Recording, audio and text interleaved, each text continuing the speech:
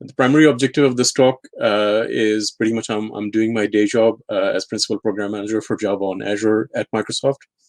I'm going to be sharing with you the work that we are doing on behalf of Java EE developers and Java EE customers at Microsoft. And also, part of the objective here is not just a one-way street in terms of telling you what's going on, but also this is your opportunity to engage with me, engage with us as Microsoft, and tell us what you would like to see us be doing. And at the end of the talk, I'll provide a concrete mechanism that hopefully you'll be able to do just that. So in the next 25 minutes or so, this is my plan for you. We'll be talking a little bit of the Java ecosystem context. I think all of the work we do is in the context of a broader ecosystem, and it helps to understand, at least from the Microsoft perspective, what that ecosystem view is. We'll be talking about what is currently possible today, and a lot of it is possible. So one thing that we should acknowledge here is Microsoft traditionally has not really focused on Java EE, or even broader, in broader terms, the Java ecosystem. But I think in equal terms, you also have to say that, as you'll see in a moment, I suspect we're doing much more than even some of the core traditional Java players to better serve Java developers and Java EE developers. And in that vein, I'll finish off by talking about what is the work that we still have to do and how you can potentially help us. So the ecosystem view, as you know, Java EE remains important. If you have any doubts whatsoever, you really should not. Even now, there's between 25% and 35% of Java workloads that work on application servers. We see these type of workloads on Azure all the time, more and more, even us in the state that we are in, that we're not necessarily seen as sort of the center of the Java universe. Even we see these sorts of workloads come our way. It's very, very much relevant. Of course, outside of the Java application server realm, Java EE is even more important. You know, there's almost every single server-side Java developer is using Java EE APIs in one shape or form or the other, whether they realize it or not. So tremendously important ecosystem. It's also a very healthy, diverse ecosystem. It is evolving. We are taking a look at some of these evolutions. We'll talk about this very briefly towards the end of the section. But certainly things we are keeping attention to is things like Quarkus and Microprofile and Helidon and all of the other interesting things that are going on that are bringing this ecosystem, thriving ecosystem forward. So there's some data there. You can take a look at the Jakarta EE developer survey. I think there's some very interesting insights there worth looking at. So as we also probably know, this is an ecosystem in positive transition. You know, this is, I'm proud to say I had something to do with this. So Java EE is no longer Java EE. It's now in its new reincarnation as Jakarta EE, much more open, truly multilateral under the Eclipse Foundation. There'll be Jakarta E9 almost at the door. Actually, I was hoping to say, you know, we don't have to say Java EE anymore. We can just say Jakarta EE because the transition is complete. But it is going to be complete in very, very, very soon. And of course, hopefully next year, we will see a Jakarta E10 release that will add more innovation features and really make the transition solidify. And at that point in time, I'll probably rename this talk to you know, Jakarta EE roadmap rather than Java EE roadmap. But so far, I think pretty much Java EE still is the mainstream technology that we are targeting, at least from a Microsoft standpoint, right at this moment. So I think one of the reports that really do a good job of crystallizing these sorts of evolutions is the InfoQ1 from this year. Basically, Jakarta EE hasn't quite crossed the chasm yet. If it were, as I said, I'll probably have renamed the talk of the title in terms of Jakarta EE, but it is getting there, and there's also healthy evolution and newer parts of the ecosystem that are bringing fresh ideas and fresh perspectives into the into the ecosystem that we're keeping an eye on. Okay, so this is the current state. It's sort of I intended this sort of as a map. These are basically the different pathways that you can enter Azure or enter in general any cloud, and these are the sort of components in that pathway. These are the actors in that pathway that we observe. Again, this is based on not just industry data but observable data in our own customer domain. So you have virtual machines, you have containers, namely things like Docker, Kubernetes, OpenShift. You also have managed services or PaaS, so entirely managed platforms. These are the three different arcs in our pathway. In virtual machines, we have a decent story. I'll talk about that in a second, but these are the players that ultimately we need to think about in the virtual machine space. Same thing for containers and Kubernetes, and the other thing for managed services. Now, one thing I'll note here is the Pyara folks. I won't be talking about Pyara too much, but I will say this during this particular slide. They're actually one of the players that have gone above and beyond in terms of supporting Azure by themselves. They've done so much. Honestly, we don't even need to do so much on our end because they've already cleared all of these pathways, majority of these pathways in terms of Azure. So that's the reason I won't mention them, but you're well served on Azure if you're a Pyara customer in particular because of the work that they've done proactively, even aside from Microsoft. So virtual machines, this is like the poor man's way into the cloud, if you will, but it's tremendously important. To be honest, this is probably one of the continues to be the biggest revenue maker in terms of Microsoft, of how people are using the cloud. This is just VMs on somebody else's cloud, in this case on Azure's cloud. So obviously, the basic thing that Microsoft has done, for a while now, you've seen Satya's statements about Microsoft loves Linux and so on. That is the key crux that actually enables this entire Java on Azure and Java EE on Azure story, right? So having all of these mainstream Linux runtimes, all of the popular ones, in addition to Windows, really is what powers all of this work from happening. But aside from that, we actually also have this concept of virtual machine images and solution templates, right? So you have the virtual machine images, and in fact, we have more or less virtual machine images for a majority of the application servers. But we also have this, again, this capability of further building on that, so to give you a blend of a PaaS experience and a virtual machine experience through these virtual machine templates. And a good example of that is the work that we are doing with WebLogic that enables you not to just have these images, but also do much more powerful things based on these images, like very easily be able to create clusters, very easily be able to integrate with load balancing on all of the Azure services. Now, there are gaps here. As you can see in this picture, we currently do not have a virtual machine image for the WebSphere family, which something we're working on. I'll talk about that in a second. Currently, the JBoss and Wildfly images, those are third-party images. These are not first-party images where we have, it is a result of a robust partnership between Red Hat and Microsoft. But again, these are things that we're working on, and I'll talk about that in a second. So I talked about the robust partnership that we do have with the WebLogic team and the work we are doing there. So we have had a couple of strong releases of this offering. So basically, these are robust, up-to-date, jointly developed and supported VM-based offerings for WebLogic. It supports a number of use cases, so definitely base image, definitely spinning up a simple single instance very, very quickly, clustering, load balancing, integration with Azure Gateway in terms of load balancing, integration with all of our database service offerings, including also integration with Oracle DB on either Azure VMs or the Oracle Cloud via our interconnect, integration with Active Directory. So a whole bunch of use cases already covered. Please try this out. I think you might be pleased, especially if you're a WebLogic developer. There's a quick link to this. You'll see it in the slide. I'll share a link to the slide towards the end of the talk, so you can quickly explore this and take a look at it for yourself. There's also similar work that we're planning to do with WebLogic on Kubernetes, or WebLogic on AKS in particular, in terms of Azure. Okay, so Azure also is a very good home if you're a container developer, right? So we have a best-of-breed Kubernetes implementation called the Azure Kubernetes Service.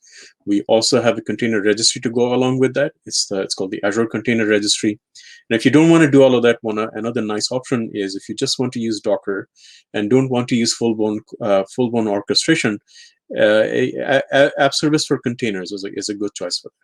So typically, what application servers vendors do in order to provide robust support for containerization is first and foremost, provide Docker images. But above and beyond that, in order to better support orchestration, the application servers can offer Helm charts and ultimately Kubernetes operators that often built upon Helm charts. And a majority of the Java EE application servers are no slouches. They're doing just all of those things for you, right? So JBoss EAP, Wi-Fi, WebLogic, WebSphere, OpenLiberty, all of the mainstream Java EE players have some kind of robust containerization and orchestration and Kubernetes story there.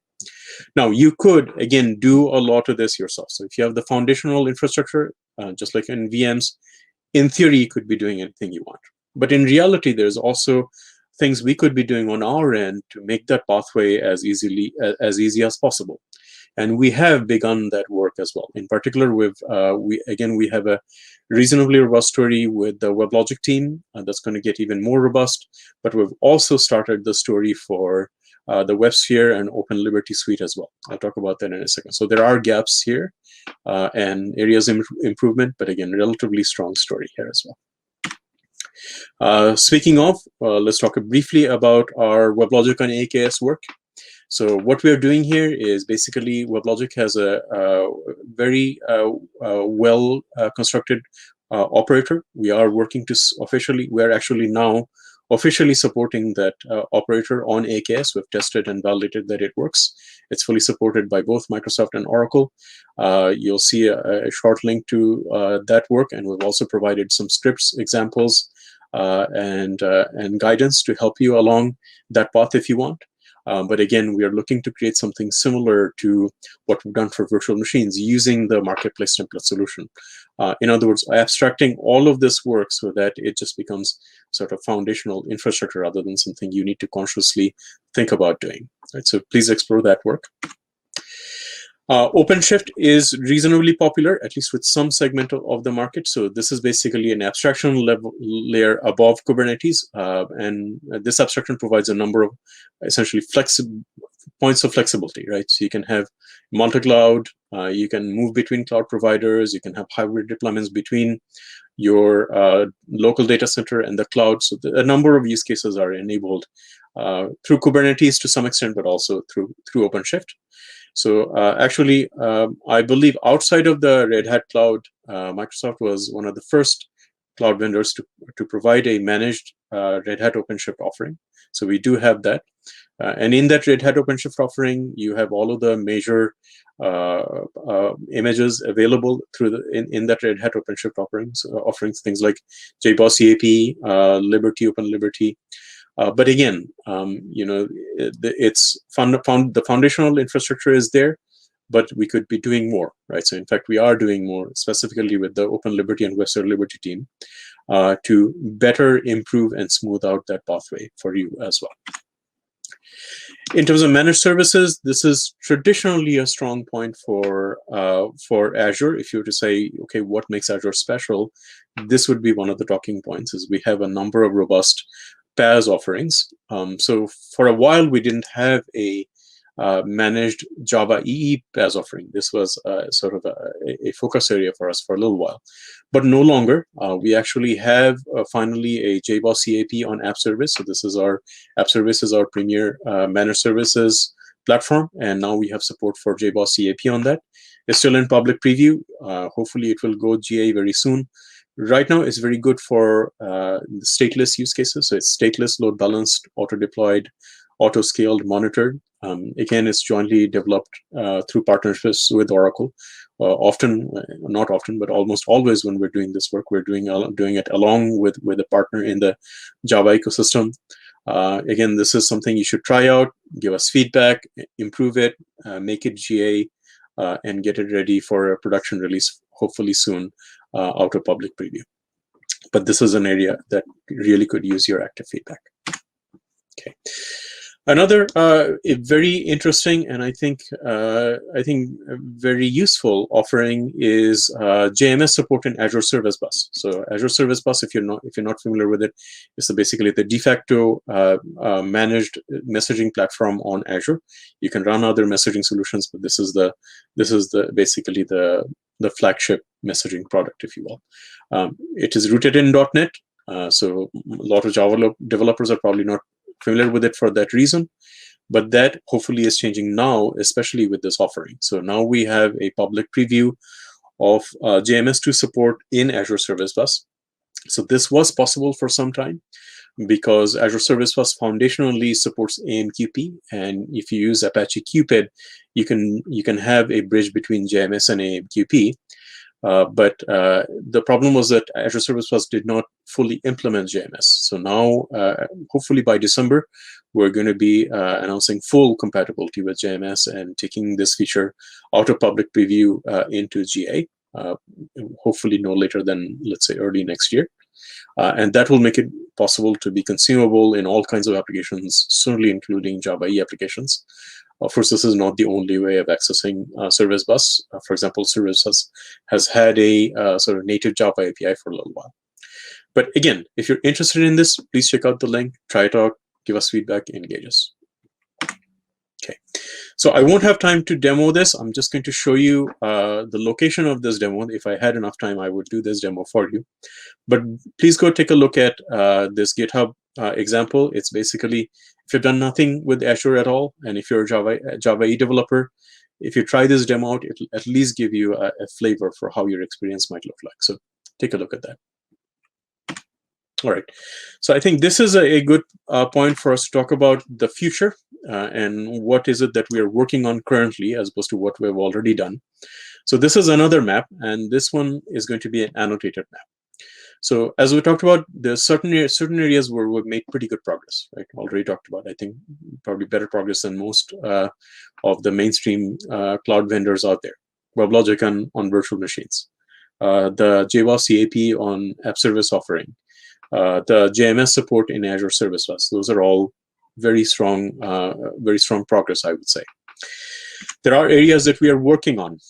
Talked about some of this already, right? So we're doing some work to improve our virtual machine support for JBoss CAP. We're doing similar work for WebSphere Traditional on virtual machines. And again, we have doing some similar work to better enable Wildfly on virtual machines as well. Same story for JBoss on OpenShift. In the images there, there's room for improvement on how that could be better. There's some basic work that we've done in terms of guidance for running Wildfly on AKS that could use more improvement and be more robust, and we're working on that. We are actively working on the WebSphere Liberty team to improve our support for running WebSphere Liberty on OpenShift. I'll talk about that work in just a moment. And of course, there are some gaps as well. These are things we will address as we go along. These are areas that we are aware of that we need to work on. So that would be JBoss CAP on AKS, WebSphere Liberty on AKS. We'll tackle that right after we address WebSphere Liberty and Open Liberty on OpenShift. Our next target is doing the same for AKS. And Azure Redis is a particularly interesting one, especially for Java developers. Redis is surprisingly popular, and there's many different ways you can use Redis. You can use Redis as an app server cache. You can use Redis as a Hibernate second tier cache, or you can use Redis directly through Jcache. So these are some of the use cases that we already know that our customers want and are doing to some extent by themselves, and things that we are mindful of and we will try to address. Okay, so already talked about the WebLogic on virtual machines work. Just to visualize that, we've done quite a bit of progress here already. The things that are not quite done yet, and we are working on, is integrating Oracle Coherence support within that offer, virtual machines offer, adding support for nice integration with the Elk stack, which is tremendously popular with Java developers on Azure, and also providing some additional migration tooling and guidance. There is some migration guidance overall. Wherever we feel like we have sufficient material, we tend to write higher level migration guides for that pathway. So again, we'll continue to do that here in addition to doing migration tooling. Okay, so the WebLogic and AKS work, again, we've done some work here. We've certified that it works. We have provided some simple guidance to integrate with things like Azure Files as a persistent volume and be able to run WebLogic clusters in a robust way on AKS. but there's a lot of other work that is still on our horizon, namely making sure that all of these other integrations all work for you in a robust fashion. So we have initiated the work with the WebSphere and Open Liberty team to enable OpenShift to start with. Right, so over here, we have enabled so far that we're going to announce very, very soon. So this is almost late breaking news, is to enable very easily running a WebSphere or Open Liberty cluster on OpenShift. So this is guidance to smooth out all of the rough edges in the experience. We've also done some initial work to demonstrate how to integrate Open Liberty and WebSphere Liberty with Azure Active Directory. Of course, that leaves out a bunch of other integrations, namely integration with a full suite of databases, including DB2, as well as already talked about ELK. In terms of caching, we want to support Azure Red Hat Data Grid running on OpenShift, as well as Redis. Right? So this is a case where WebSphere and Open Liberty, because of its pluggable nature, can actually support Redis as a second level cache. Okay, so talked about the initial work that we're doing to enable Wildfly and JBoss CAP a bit better on virtual machines. So this will hopefully turn into jointly developed and fully jointly supported virtual machines, and hopefully down the line solution templates for running the software on Azure, as opposed to the third-party offerings that are there right at this moment.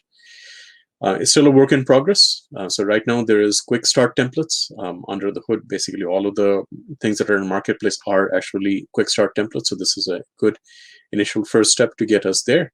Right now it's community provided, but we're working to make this more robust and make it a joint offering, just like we're doing for WebLogic, joint offering between Red Hat and Microsoft. Okay. So I'm going to finish up here. So basically, the basic message here: we are here for you. We're doing as best as we can to make these use cases robust. We need your help, and there is a way you can engage with us. Right? So you can fill out the survey, and you can provide your feedback on what you would like to see in terms of Java EE on Azure success.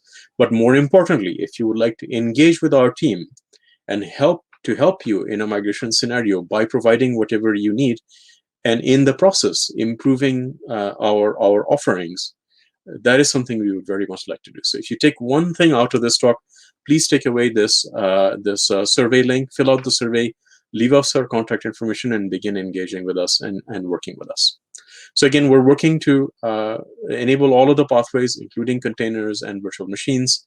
The PaaS is on the way, and integrations are also there for the most part, but again, we are working to improve all of those stories as well.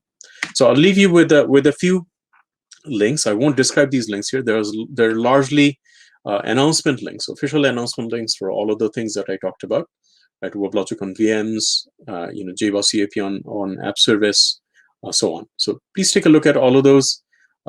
See what you think of them. And again, most importantly, engage us. So I think that is all I have. I'm just about at time. And what I'm going to do here is in the chat, I will leave the URL for this talk, just so you guys can take a look at it, and also refer to the material that I talked about. All right. Thank you, Rez. I'm going to paste this on the YouTube chat, Rez's deck. And please feel free to also share on your Twitter account. I know you have a GitHub profile as well with demos. If you can point that when you tweet or post on LinkedIn, like the deck and the GitHub samples that you have for Azure and Java EE stuff, that'd be great. Sure. I got one question here in the chat on the YouTube live stream. Does Microsoft plan to become a strategic Eclipse member and participate at Jakarta EE working group? So that's an interesting question. I'll answer it from a personal standpoint and a Microsoft standpoint. So, a personal standpoint, I sure do hope so, right? Because I definitely think we can make a difference there and become truly a core part of the very important section of the Java ecosystem. From a business standpoint, I think we first need to make the business case, right? So this is where we need people to engage with us and tell us our pain points and really prove out the case that there is a business to be made here. There's a market to be made here. There's mindshare to be won here, right? So the way to make that case, begin to make that case, is engaging with us, and that's how we make the business case for Microsoft, or making that happen beyond simply my opinion or somebody else's opinion. I do recall that the JMS support on Azure Service Bus came because of customers asking for it, right? They had their legacy applications, they wanted to bring them to Azure, but they wanted to leverage Azure services and the Azure platform in general for their scenarios. And that was one of their one example. That's one example of that sort of engagement that you were expecting, that customers and developers come to Microsoft and say, hey, I would like to develop Java EE. Can you make my life easier? And we saw that happening with JMS on Service Bus, and hopefully we're going to see that with other parts of Java and Jakarta EE as well. And as you said, justifies our participation in the working group at the Eclipse Foundation. Plenty of examples. Yeah, JBoss CAP on app services, and you could cite many examples of this, but that is really the key, is engaging with us.